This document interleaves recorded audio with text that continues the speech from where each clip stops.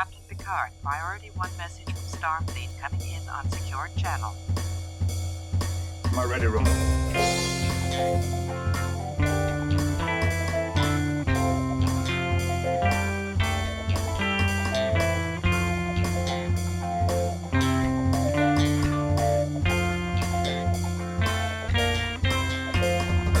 Hello, and welcome to the Readier Room, not to be confused with Earl Grey.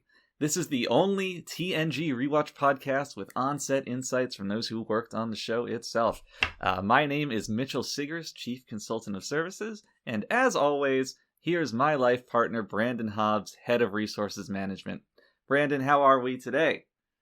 I'm doing great, Mitch. Thanks. How are you? I'm fantastic. I'm super excited about not only this podcast, but about episode 2 of this podcast. That's twice as many as we had last week. And today, we are here to talk about episode 2 of TNG, which is just a magical endeavor, I believe. The naked now, as it were. Right now, you and I are clothed, but we're still qualified to speak on the naked now. So spiritually. Right. And it's great to start at the beginning of the naked now, because I think a lot of the strengths of this episode to me happen within the first 3 minutes, like that before the intro of the show, when they're setting up the conceit of what the episode is. That sounds insulting, but I think I'm being honest, because you start the episode, there's this maroon ship, they beam aboard, and like everything's super weird over there. It's in complete disarray. People are either missing or dead, and there's a lot of space intrigue that is pretty interesting, and also very much like later TNG episodes to me, where they set up this scenario that gets your mind working. Oh, I want to know more. What's going on? And that's interesting. I think that's one of the parts of this episode that works the most. I don't know. Right. How do you feel about that? Well, I mean, you said it's not insulting, but I would say the same thing, but I would argue that's like the only part of the episode that works. Yeah, not to spoiler things too much, but it's certainly a downhill trajectory that this episode works on. Then again, it's more of like a flat line, but it starts high and then craters and then flattens out right at the very bottom. Just stays there of the graph. Yeah, right. But for a scant 3 to 5 minutes, we can pretend that it's pretty good television. We almost thought it would be an interesting show. We did. I'm actually shocked because I don't remember this episode being this bad, and I don't remember this episode being so much worse than the first. Yeah, the pilot episode. I had very vivid memories of the pilot, and I guess those kind of overshadowed most of season 1 to me, almost as if I don't remember it at all. And with this episode, it really asks the question of how did TNG stay on the air in the early seasons. And it's not like we weren't without our I guess the consequences of the quality of the TV, and there's actually a good example of that. In the beginning of this episode, one of the very first scenes, we see the bridge of the Enterprise, and our principal cast is all there. Among them is Troy, and everybody says this when they watch the episode, having seen later TNG, but like, what is up with Troy's look in this episode? She's got very strange hair, very strange costume. Everything about her just looks off, looks strange. And this was intentional on the part of Wardrobe. See, the idea was that initially the Betazoids, as a species, as a race, would be very, very vain and put a lot of stock into appearances. And the way to signify that to the audience was for every episode, Troy would have a different look going on. Whether it was her clothing or her hair or both or something. She would be a very appearance-driven person and would always have this extensive and varied wardrobe. So from episode 2, they're like, all right, here's another crazy new look. Now, like I was saying, that we weren't really killing the ratings at this time, and episodes like this, I mean, you can see why. So that idea really did not pan out, just because we didn't have the funding to keep making these new costumes just for one character to wear one time. It wasn't economically feasible. So it's a good example of how, no matter how creative or great your idea is, you're really, really bound by the constraints of the studio system and of finances. Right. It's inescapable for anybody in the industry. Right. And see, I didn't even remember this being part of Troy's character back in season 1, because it does kind of get dropped unceremoniously. Right. It's one of those things where you just look back on it now and it's like, oh yeah, I forgot that we were trying to do that. And if you're just a regular viewer, you're just like, what is up with it? Why would they do that? You know? Of course, everybody's wardrobe was a little different with the earlier uniforms, but Troy's, it was really, definitely really standing out in a less than pleasant way. Geez. But that's most of what's good about the intro. You know, they introduce the crew, you go over this ship, and they see like all this strange shit going on. Like, oh yes. So, do you remember the day that we were filming that introductory scene where they're on this other starship and everybody's like frozen? Oh yeah. So unfortunately, this is a great story, and I'm very excited to tell you guys, all of you out there in TV land. So, in the beginning of this episode, they're investigating the phenomenon. One of the things that they see is that this other starship, they've like opened the airlock and it's very cold in there, and everybody is frozen. They have like, there's snow on the ground, there's snow on their bodies, their skin's all like discolored and blue, and like there's frost on them and all this stuff. So, you know, I'm not a special effects expert, but I have a healthy interest in this stuff, so I went to our special effects guys. I'm like, you know, this isn't real snow, right? How do you make this snow? And people ask me this at conventions all the time, because they remember when Denise Crosby got frozen in Encounter at Farpoint. They remember this snow scene in the second episode. How do you make the snow? Well, now I can tell you, because I did that research. What they do is they take a mixture of like baking soda, dry ice, and some of the discharge from a fire extinguisher. They mix all that together, and it makes this. It has the appearance of snow. It doesn't have the same feel, but you're not going to feel it on TV, obviously. So it has the appearance of snow, which is great. It's very cheap to make, very easy to make, and you can do it very quickly. The only drawback is that, given the dry ice component, if it gets on your skin for any amount of time, it can cause like some irritation, rashes, gotta go to the hospital. It's a whole thing. So, and this is why this is such a crazy story. We had to get it on all of our extras that day, and they had to sit there pretending to be frozen stiff and dead while the actors read their lines. And it, you know, filming a scene is not a trivial process. That takes like at least a couple hours, and they could only have this snow stuff on them for like 15 minutes at a time. They were running on and off the set over and over again to wash it off, like put some ointment on their skin, reapply it for the next shot. Yeah, it was crazy. It was not pretty. Yeah, it was not pretty, and it's funny because the inherent stillness of that scene when you watch the episode really contrasts with what was actually going on the set that day. Exactly. Which was just complete chaos. It's such a quiet scene. Chaos. It's, you know, it's just the introduction to the plot. It's not very consequential, but to make it happen, oh my goodness. Now, you know, labor laws for actors, union laws have changed a lot since then. It's not the kind of scene you could do these days. So, in a way, this Naked Now episode is kind of a time capsule of that guerrilla filmmaking, you know, that rogue style that you could do back in the 80s that you really can't replicate these days. And yeah, I guess there is something kind of magical about that, right? You know, knowing that and watching that scene again, it's something you wouldn't even expect, something, you know, you just don't even consider, but it's really something. It is it's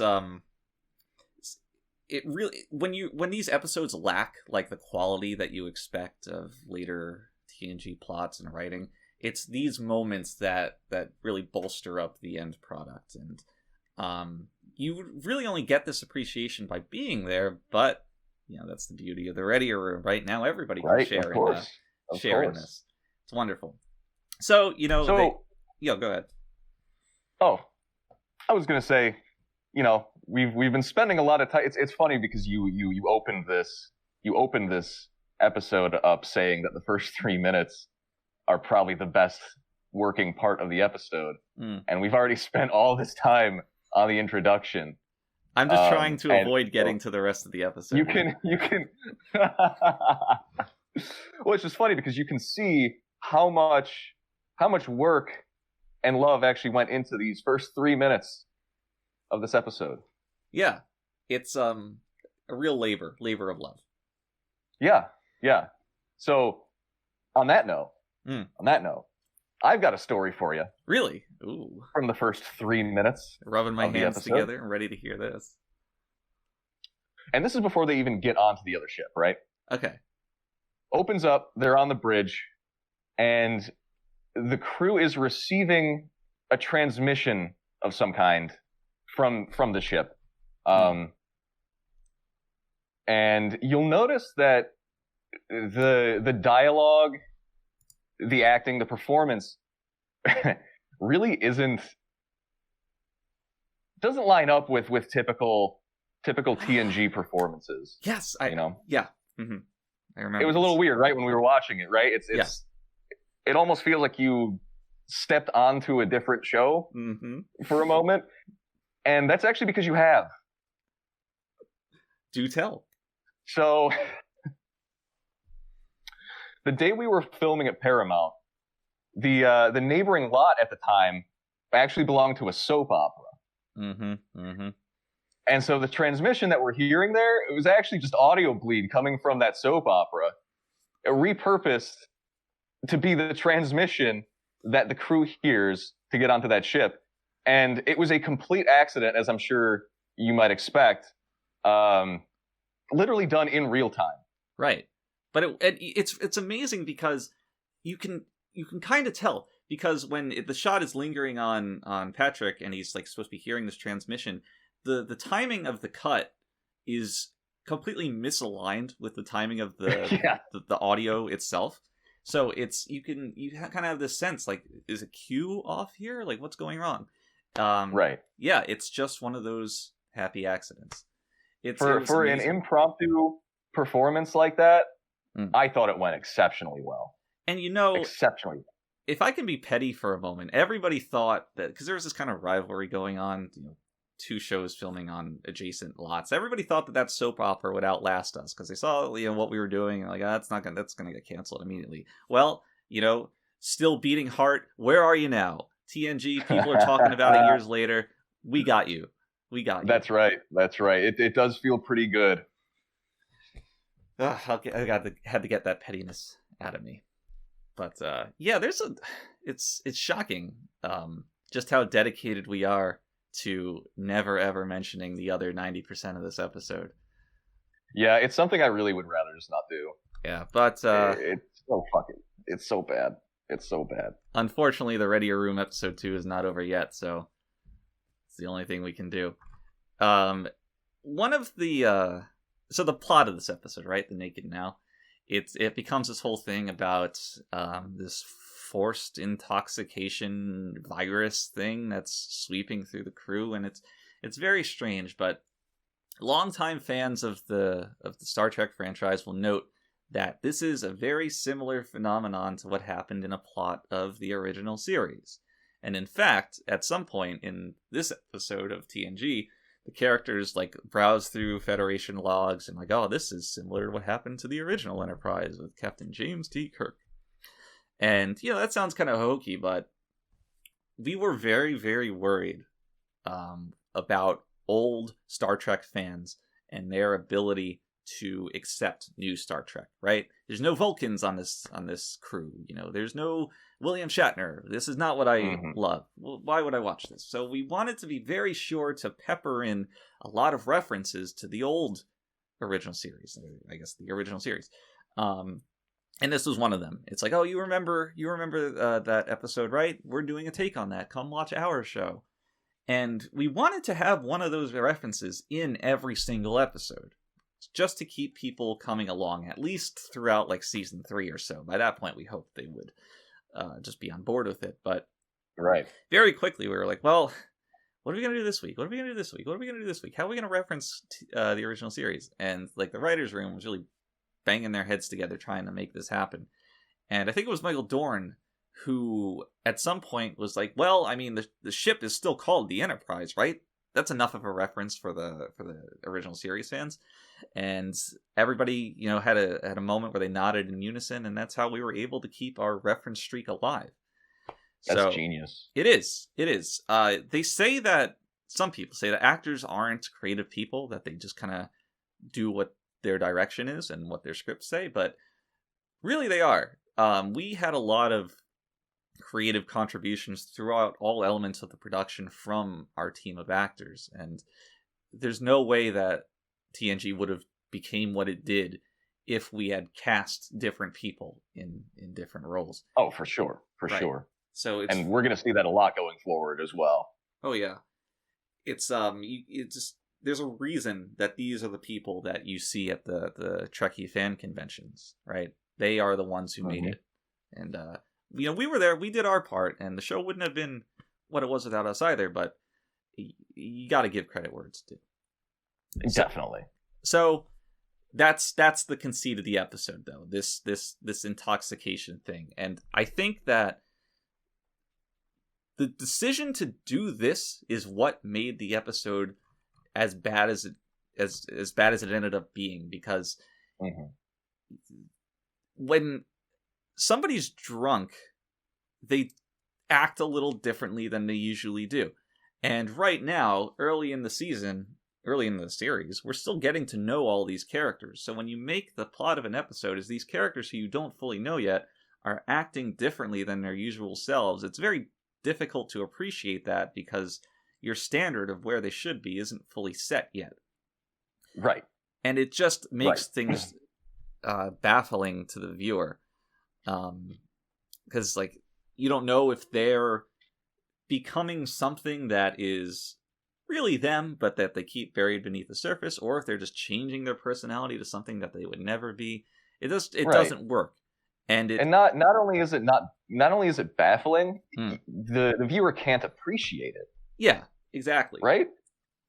If you could take this exact script and move it to season 3 or 4, and it would work just a little better. It still wouldn't be great because there's a lot of problems. It still isn't great because we're watching it knowing what these characters are, and it's still not good. Yeah. It still doesn't put them into. It doesn't give them any meaningful interactions with each other. I guess except for Data and Yar having sex. Oh my god, you want to talk about that? Well, do I want to? Not really. Not really, but. So, I have a lot of problems with this for a number of reasons, but chiefly, I love the Data character because he's an android. That's his thing. And it creates a lot of fun moments when there's just a little bit of a disconnect between him and the rest of the crew. If you take Data and widen that disconnect where he just doesn't understand anything, that doesn't work very well for me. And if you take him and shorten that disconnect where he is essentially human, then that also does not work for me. Data is just one step behind everybody else, and that's what makes all of his interactions with the crew very endearing. In moments like this, when he literally has sex with Yar, he's basically just a human at that point, and his reason for existence is nullified. There's no. Well, at least it gave us. It gave us confirmation that he does in fact have a penis. This is true. I if you go on Usenet back in the day, there was a lot of debate about this. So. Yeah. Oh yeah. And so a lot of time was actually spent in the writing room discussing Data's penis. It sounds ridiculous. In preparation for this scene. It does sound ridiculous, but it is something that you kind of have to get out of the way when you're dealing with an advanced android like this. Well, everything that we wrote had some amount of logical backing behind it. Like that Star Trek, we were really good at that, of making sure that all of this more or less, quote unquote, checked out. And if an android was going to have sex, that would have to check out too. Right. So, God, we spent hours sitting around discussing this. Was it going to be telescopic? Was it going to be inflatable? Always erect? How big was it going to be? Right. So I think one of the strengths of this show is that we always had an eye for detail. Mm-hmm. And this was definitely no exception. What did we end up settling on with that? I think it's tough to really truly remember, because obviously it doesn't go into that level of detail in the script. Right, it fades to black. Or on camera. But I think we decided on a retractable rod that's just stored full mast inside his body. So kind of like a turtle's head coming out of the shell. I guess so. Yeah. It's a good analogy. Yeah. But I think you get, you're talking about those two extremes with Data, where he's got too little in common or too much in common with humans, and that kills him for you, right? Yeah. I think you almost get a little bit of both of those extremes in this episode. Oh, yeah? Because not only is, later on when he's infected, somehow... Yeah, which just in and of itself is an affront to... I don't think we need to go too far into why that's ridiculous, that an android can contract a human virus. But yeah, go on. Later on, once he's contracted the virus, we're treated to some really goofy slapstick scenes with him. Oh my god. Which don't land at all. Like there's a scene where he's talking to Picard on the bridge, and Picard walks away, and then Data goes in as if to lean on him, as if he hadn't walked away, and he just falls on the ground. Right, and it's the focus of the shot. Like, it's very clearly a slapstick comedy moment that's front and center. They thought they were being real funny with that one. Like, humor in Star Trek can work, but it's always worked when it's been more subtle. In fact, I can't recall such an overtly, intentionally comedic moment, or one that was supposed to be comedic. Obviously, this one didn't land, but it just takes you out of it. And that is a good example of the tone of this episode not working in any way at all. Because it's bouncing between these two extremes, where they have these like comedic everybody's drunk moments and these like tense, oh my god, everybody's going to die moments. And they often coexist together, like within one scene, and it makes it difficult to feel anything at all as a viewer. So no scenes hit the mark at all. Right. And they could have done this in a way like where this story was actually unnerving or disturbing in some way, because the idea of like, oh my god, I'm just slowly losing control of my mental faculties and there's nothing I can do about it, you can frame that in a very serious way, and it would be pretty interesting as a science fiction story. Instead, we have Data, trying to lean on thin air and falling to the floor, and we have a very special Japanese man playing with blocks on the floor of engineering. Oh, not him. Can we? Let's talk about him for. Oh my god! So this is okay. If you recall, longtime fans of the Readier Room will recall that in Farpoint Station we had that scene, the courtroom scene, where we had all of these exceptional extras that we shuttled in from various homes and just special individuals. Well, after we had concluded filming, that was the week before we shot The Naked Now, And everyone had their handler come and pick them up, take them home, and they got back on the shuttle and they went home. But when we came back to shoot, we found one man still lurking around the set. Nobody had came to get him. He was not scheduled to be on any of the shuttles that were leaving. And we had this big question mark. What do we do? It was insane. What do you do in that situation? Right, because it's not like a child where there's very specific laws to outline the treatment of them. Remember, this was back in the 80s. This was a long time ago. We really did not know what to do, and he just would not get off the set. He was sitting on the floor of the engineering set, and we had to shoot the episode. Well, eventually we realized that when people get drunk, some of them tend to act like a special kind of person, right? And we could use this. It would be a way to incorporate this issue into the episode, and it worked pretty well, I would say. The scenes before he's playing on the ground are a little less effective, especially before he's infected by the virus floating around the ship. That's a little. Yeah, I remember. Yeah, that took a few takes. It did. And some creative editing. Will Wheaton couldn't keep a straight face in the same shot with him. Anyway. But once that was out of the way, and the script called for him to be drunk on the floor, playing with the data chips as if they were blocks, he took to that like a natural, and it went extremely well. Like you can see in the final episode, you look at that actor and you think, wow, they are very, very good at playing a mentally impaired drunk person. And well, now you can know the reason for that.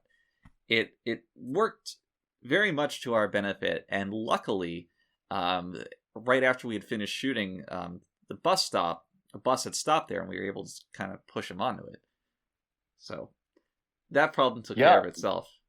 Another extremely creative bit of I guess adaptation to the situation here that we're seeing in this episode. Really, really genius stuff. But I did want to go back to Data again, because there's so many problems. There's a lot to unwrap with Data. Indeed. And I want to go back to before he gets infected, because he features pretty prominently throughout the episode. He's on the ship. He's doing the research on the computer into something, whatever he's researching. He gets to name drop Captain Kirk or something, or maybe that was Picard. Data was there anyway. The Data's dialogue is so ham-fisted in this episode. It's really unreal. bad. It's unreal. And later down the line, I've always felt like the writers did an exceptional job with playing up Data's quirkiness, without essentially making him, without doing the obvious, right? Right. So in this episode, he's sitting at the computer doing his research, and Riker comes up, and he uses the phrase "needle in a haystack." Yeah, and then instantly Data gets this look on his face, and as the audience, you just groan, and you're like, "Oh my god!" Well, the whole scene is like written around that moment of Data not knowing what "needle in a haystack" means. Whereas further down the line, first use the phrase "needle in a haystack," we would kind of already assume that Data knows that. Right. But later down the line, it would just kind of be not a throwaway comment, but it wouldn't be the focus of a scene. It felt like the scene was focusing on that funny joke. Right. Scare quotes around every word. Yes. That's kind of what I was saying when you make the gap between Data and the human crew members too wide.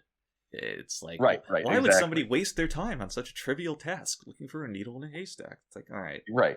Come right. on. No, it's They just baffling. they do this somewhat better. I think it's like season 5. I forget exactly when, but the idea of like watching a kettle and it'll, it seems like it would take longer to boil comes up. So Data's like, oh, I'm gonna run some experiments and watch this kettle, but he very explicitly says that that his perception of time hasn't changed. Like, obviously, Data knows that the kettle's boiling point is not going to be affected by looking at it, but rather, like, the way that he or humans perceive time. And that's, like, a logical thing for him to experiment with in his quest for understanding humanity. Like, how do humans perceive time? Because that's not a readily observable scientific fact, and it's also a saying that he grasps the real meaning of as soon as he hears it. There's none of this like, why would I look at a kettle? Like, the kettle's not gonna take longer if I stare at it. It sidesteps that completely, but also is effective in being like, well, Data is not human, and that's really the point of all this. He's not human. He doesn't know these things. So the writers mastered that eventually, not so much early on.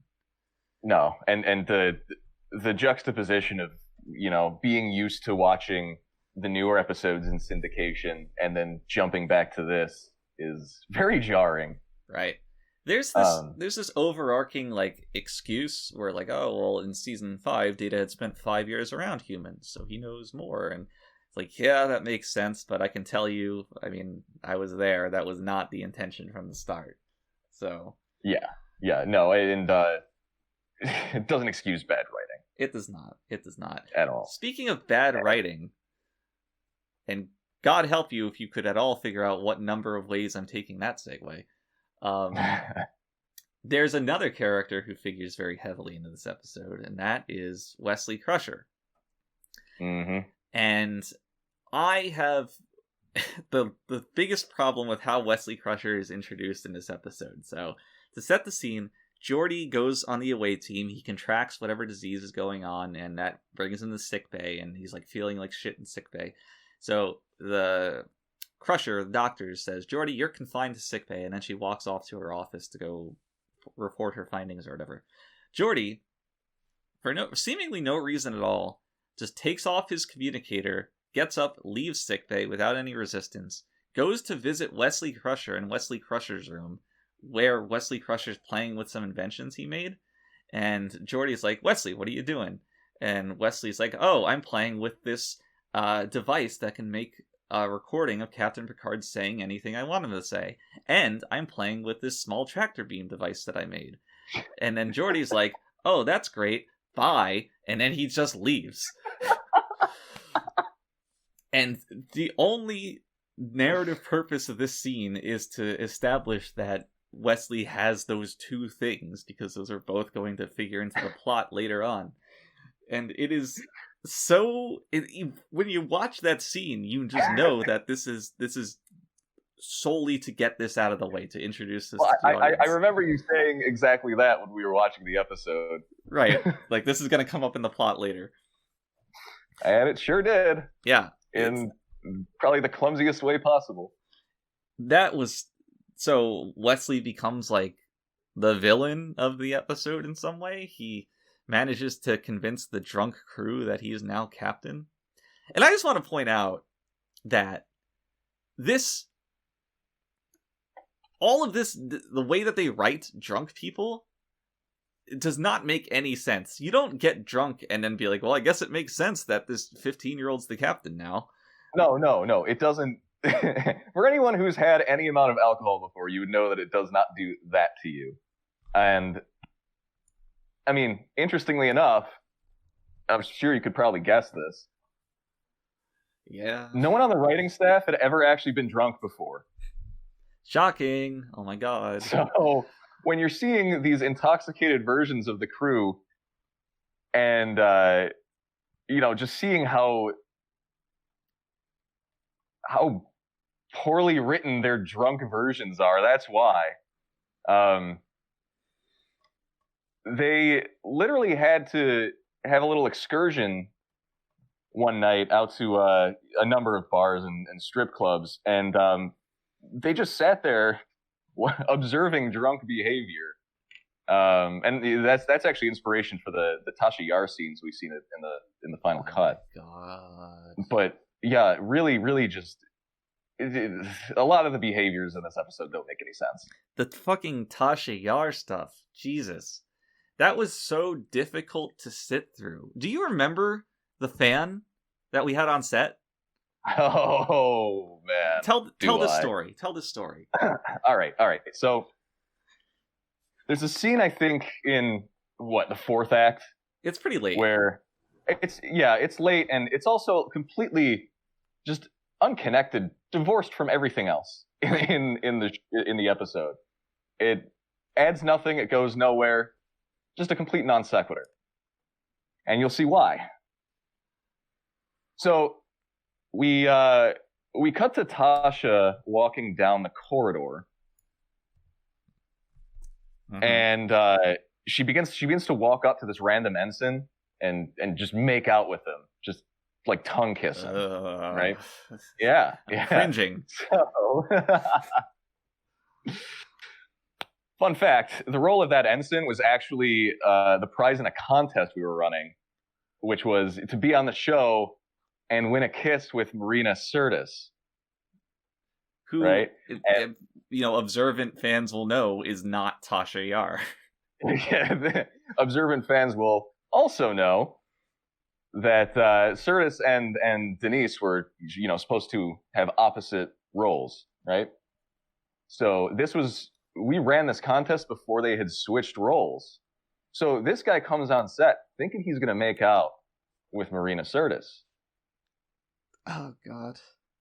And I guess that day he didn't notice until that scene was in the middle of shooting. That it was Denise. And it was Denise, and he was very, very surprised as he watched Denise slowly saunter up to him. And so when you watch the episode, that bewildered look of mild disgust was actually completely genuine. I want to say that it's another one of those things that works because he's not supposed to be drunk at the time, and it would make sense that he would be put off by this, but I can't.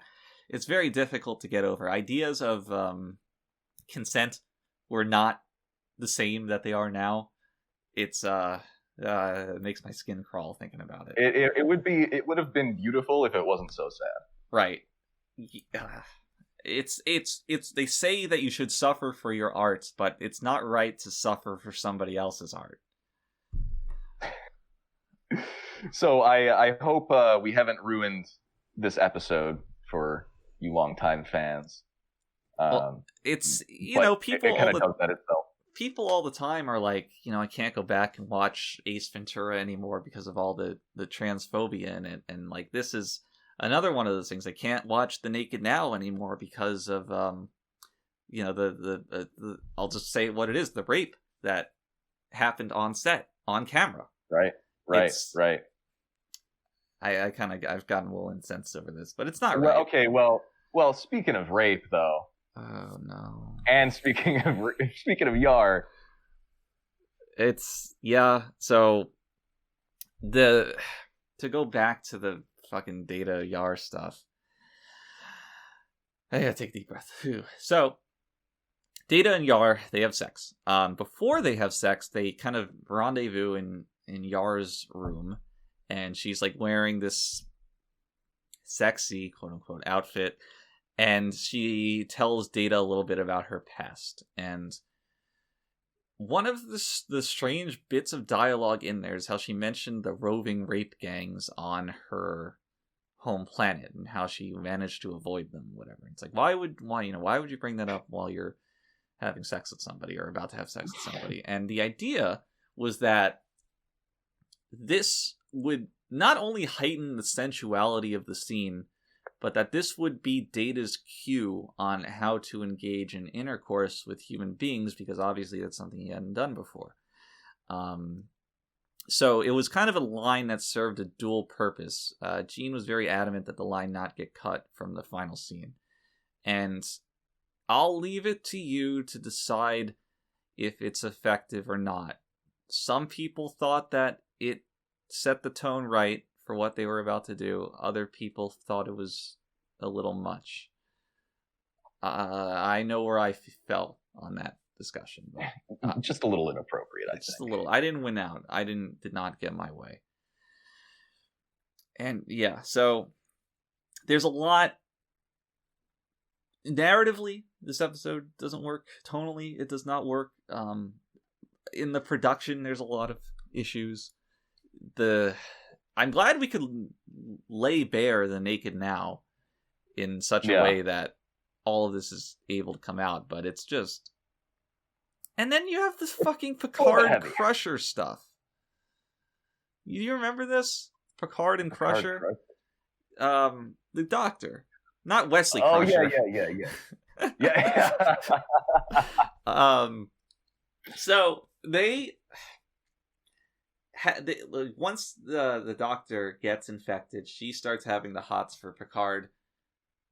I guess because he told her that her husband was dead. I don't really know what their connection's supposed to be, but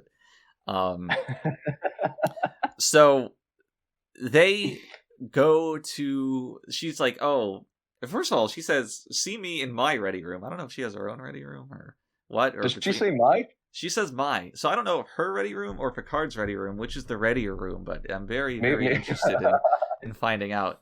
Maybe it was a euphemism. It might be. But I mean, once they get in there, she starts like unzipping her uniform and like laying into him in several ways. But what's strange is that Picard, who is not infected at this point, seems completely unaware of what it means when like a woman zips down to her cleavage and moves within an inch of your face. Because he's like, "Oh, Crusher, we have to go save the day.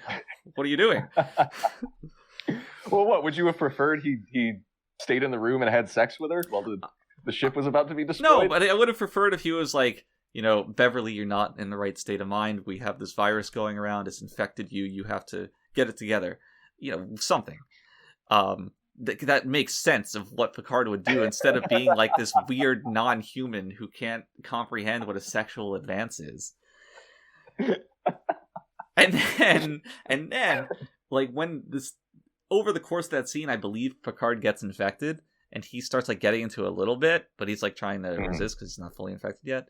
And Crusher goes to the elevator. Picard stays in the ready room, and they do this little wave to each other. The little wave, and it's go watch that scene. Go watch Picard wave to Crusher. I wish I had the time code for it because it is so inhuman that.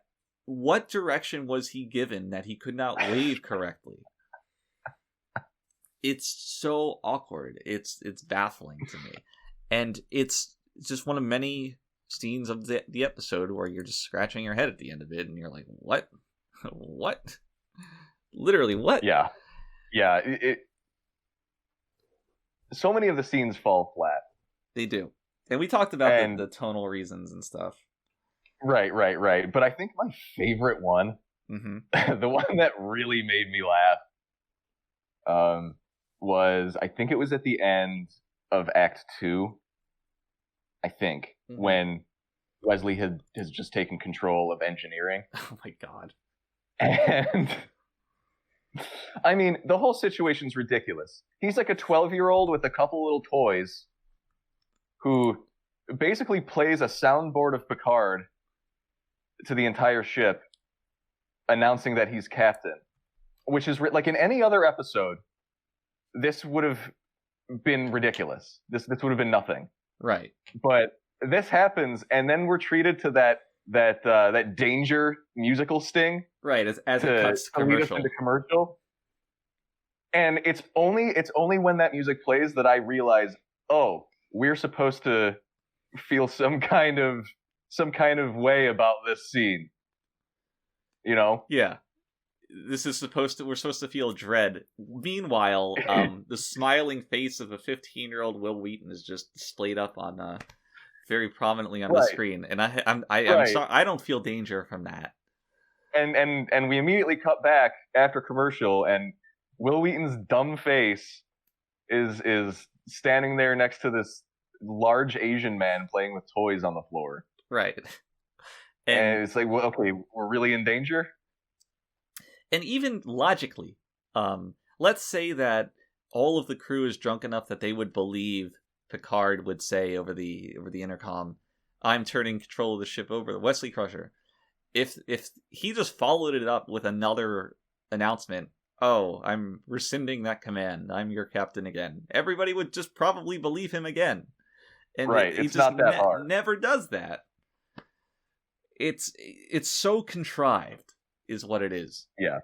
And what is the payoff for this? That, like, the ship, because he doesn't have proper command, the ship gets stranded within distance of a very slowly exploding star. And, like, they're like, all right, well, now we have to go get Data to fix it. And Data starts fixing it superhumanly fast because they convince him somehow. And they're like, oh, well, this is going to take 7 minutes, but we have 6 minutes until the star hits us, which is just so... contrived. Contrived. It lacks any kind of impact. It's like, okay, I guess that'll take that long, and I guess this will take this long. You only know it because they tell you. You don't innately sense the danger of the situation, which robs it of a lot of its impact. If only Wesley had been creating a repulsor device earlier this episode. Right, and he just, like, very, very happily be like, oh, you know, I can do this. I'll save the day. And I was like, all right, go save the day. And you know what? That's the problem. I forgot about this. All of the people involved in saving the day are the people who are victims of the phenomenon going on. Like, Data's drunk, but they still convince him to put all the things back very quickly. Wesley's drunk, but he still fixes his repulsor device to work with the ship and move the star. Meanwhile, you have people like Riker, that very old-looking blonde woman, and for most of the episode, Picard, and I guess Worf too, who are not affected by the virus and are trying their best to save the situation, when really all of their efforts more or less fail, and they have to rely on the people who have already succumbed to save the day. So it's like, I'm supposed to be relating and rooting for these people who are resisting and not contracting the virus, and then all of them fail. And it's, how do you structure a narrative like that? It almost seems like relative to, you know, what Beverly Crusher was doing, or, you know, what Data was doing, what Geordi was doing. All the people who aren't infective kind of just seem to be sitting around for like the entirety of the episode, except maybe Riker. Well, he does sit around at the end, and there's a lot of very nice shots of him just sitting outside of engineering with his head in his hands, like, I've done all I can do. Please save me, Wesley. Yeah, this episode, I was never one to hate the character of Wesley, and I do think if I'm remembering correctly, he does get more tolerable, but watching this has made me realize why people hate him. Yeah, I can buy that, especially if you watch it in sequence and, like, this is how you begin to know Wesley Crusher. It's like, all right. But so this kid's just a genius because whatever, and Will Wheaton's acting is horrendous. It's really not good. He sounds like a cartoon character. Okay, you know, he's a boy going through puberty, whatever, but, you know, you didn't have to make this role. I understand that, you know, Gene's needs at the time. Yeah. But, you know, we're still paying for that. We're still paying for it to this day. Well, Wheaton's not. He built a nice career off of nepotism. Good for him. Yeah.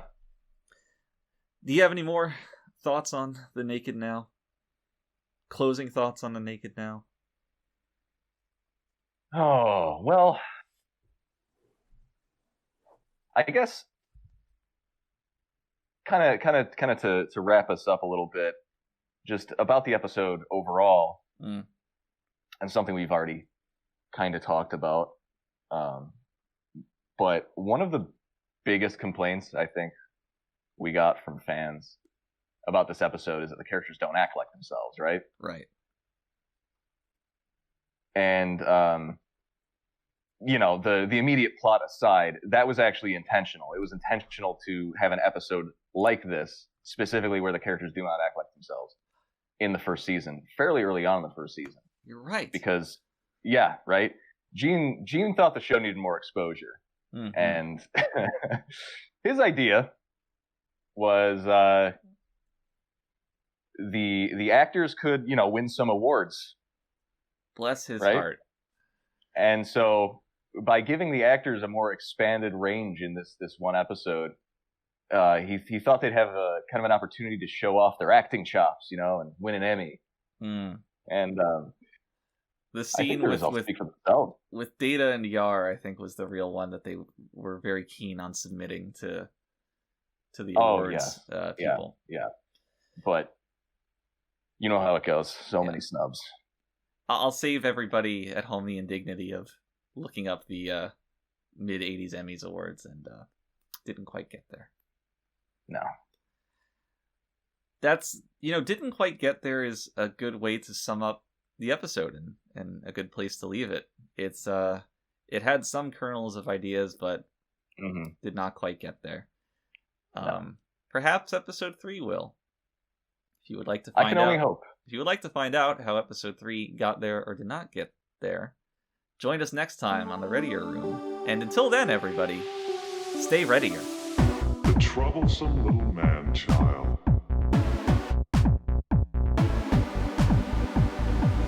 Consider that in the history of many worlds, there have always been disposable creatures.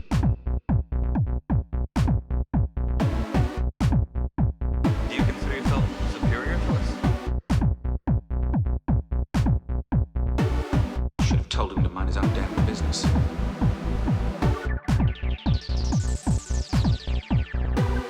When I stroke the beard thusly, do I not appear more intellectual? Computer! Freeze program. It's not a promising beginning.